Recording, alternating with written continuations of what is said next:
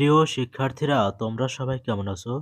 আশা করি প্রত্যেকে সৃষ্টিকর্তার কৃপায় অনেক ভালো আছো। আজকের ভিডিওতে আমি তোমাদের বাংলা বিষয়ের ৬ পৃষ্ঠা থেকে আলোচনা করব।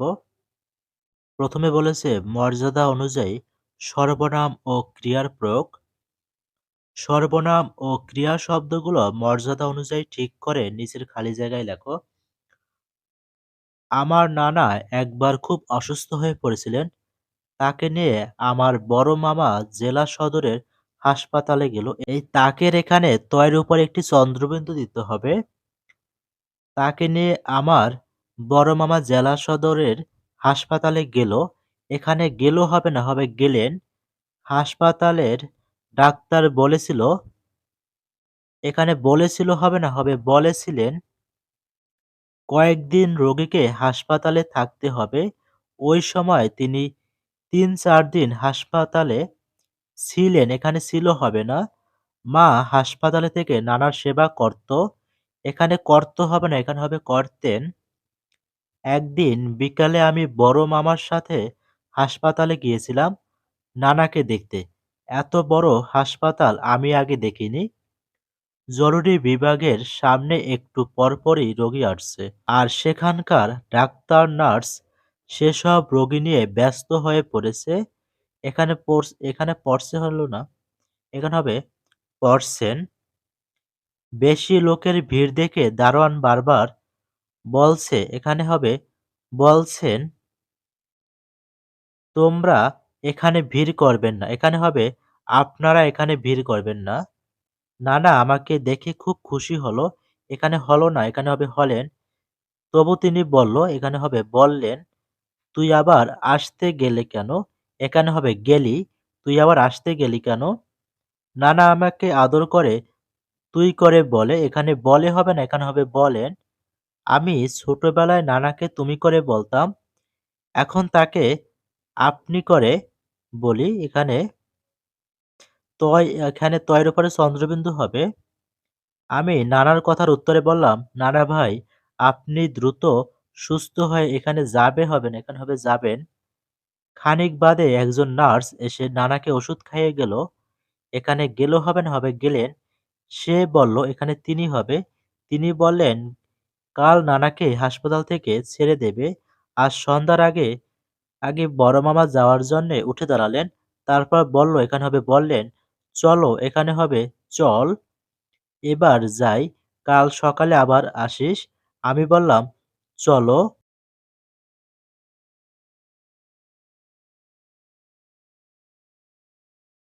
ভাষিক যোগাযোগ, অভাষিক যোগাযোগ। আমরা যখন অন্যের সাথে কথা বলি সেটা এক ধরনের যোগাযোগ। চিঠি বা পত্র লিখেও আমরা যোগাযোগ করি। আবার ইশারা বা আকার ইঙ্গিতের মাধ্যমেও আমরা যোগাযোগ করি।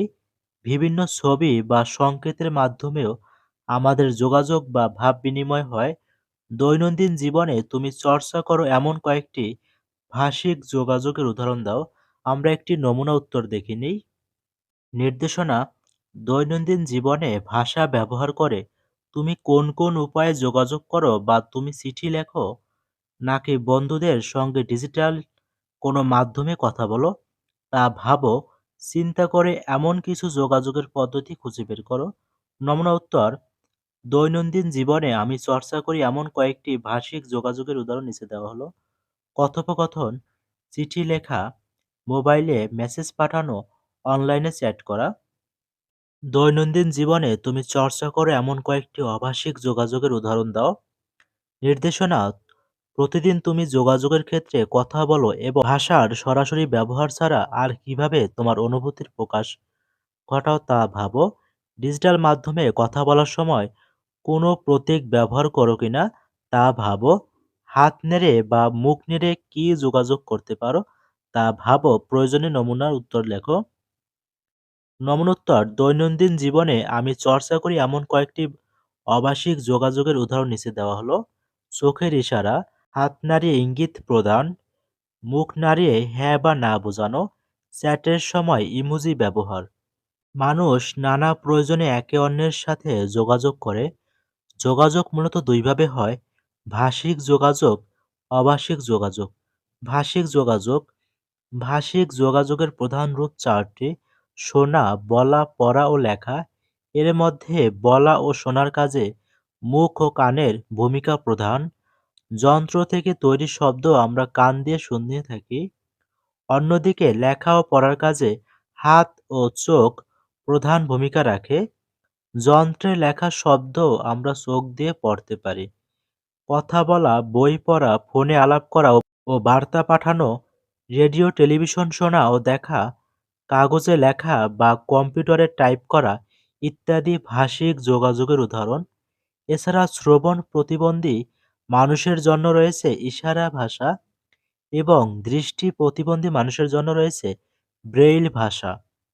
অভাষিক যোগাযোগ যোগাযোগের ক্ষেত্রে কথা বলা ও লেখার পাশাপাশি কিছু অভাষিক কৌশলও কাজে লাগানো হয়। তখন মুখভঙ্গি ও শারীরিক অঙ্গভঙ্গি ও হাত ও চোখের ইশারা, হাতের স্পর্শ, ছবি ও সংকেত ইত্যাদির ব্যবহার হয়। প্রসঙ্গের মধ্যে থেকে যোগাযোগ। শ্রেণী শিক্ষক সোমা আপা ক্লাসে ঢুকেই বললেন, তোমরা কি গতকাল নোটিশ বোর্ড দেখেছ? সোহেল দাঁড়িয়ে বলল, আপা আমি গতকাল স্কুলে আসিনি। শিক্ষার্থীদের মধ্যে কেউ কেউ কৌতূহলী হয়ে উঠল, কি লেখা থাকতে পারে নোটিশ বোর্ডে। সোহেলের মতো দু একজন গতকাল স্কুলে আসেনি, তাদের জানার কথা নয়। তবে যারা স্কুলে ছিল তাদের সবাই ঠিকমতো নোটিশ বোর্ড খেয়াল করেনি, ফলে সেখানে কি লেখা আছে সবার জানা নেই। সোমা আপা বললেন, তোমরা যারা দেখোনি তারা দেখে নিও। তবে আমি জানতে চাচ্ছি, এমন কেউ কি আছো যে নোটিশ বোর্ড দেখেছো এবং সেখানে কি লেখা আছে তা বলতে পারবে?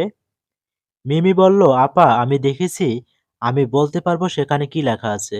সোমা আপা মিলিকে বলার অনুমতি দিলেন। মিলি বলল, নোটিশ বোর্ডে লেখা আছে সামনের সপ্তাহে স্কুলে বার্ষিক ক্রীড়া প্রতিযোগিতা অনুষ্ঠিত হবে, আর একজন শিক্ষার্থী দুটি খেলায় নাম দিতে পারবে। সোমা আপা যোগ করলেন, তোমরা দলগতভাবেও একটি খেলায় নাম দিতে পারবে। দলগতভাবে খেলার জন্য আছে ক্রিকেট এবং হ্যান্ডবল। কে কোন খেলায় খেলবে তা ঠিক করে আমার কাছে নাম জমা দাও। তারপর সবাই মিলে আলাপ করতে লাগলো কে কোন খেলায় নাম লেখাবে। সোহেল ক্রিকেট খেলা ভালো খেলে, তাই তাকে দলনেতা করে দল গঠনের কথা হতে লাগলো। পলাশ ওই কথার মধ্যেই সোহেলকে জিজ্ঞেস করলো, তুই গতকাল স্কুলে আসিসনি কেন? সোহেল জবাব না দিয়ে ক্রিকেট দলে কে কে থাকবে তার তালিকা তৈরি করতে লাগলো। পলাশ বলল, সোহেল তুই কি অসুস্থ ছিলি? সোহেল সংক্ষেপে বলল, না। পলাশ এবার বলল, অসুস্থ ছিলি না, তবে কাল কেন আসিসনি? তোর বড় মামার তো বিদেশ থেকে আসার কথা ছিল, তিনি কি গতকাল এসেছেন? সোহেল একটু বিরক্ত হয়ে বলল, ওগুলো নিয়ে পরে কথা বলা যাবে, আগে ক্রিকেটের দল গঠন শেষ করি। পলাশের এবারের সত্যি সত্যি মনে হলো সোহেলের বড় মামা বুঝি বিদেশ থেকে এসেছেন। তাই সে বলল, বিদেশ থেকে কি এনেছেন রে? সোহেল এবার উঁচু গলায় বলল, আমি এ নিয়ে কথা বলবো না। প্রিয় শিক্ষার্থীরা, আজকের ভিডিওটি এই পর্যন্তই। তোমাদের যদি ভিডিওটি ভালো লাগে তো অবশ্যই চ্যানেলটিকে সাবস্ক্রাইব করে সাথেই থাকো, যাতে করে পরবর্তীতে তোমাদের প্রতিটি বিষয়ের সমাধান ভিডিও দেওয়ার সাথে সাথেই তোমরা নোটিফিকেশনের মাধ্যমে ভিডিওগুলো পেতে পারো। ধন্যবাদ সবাইকে।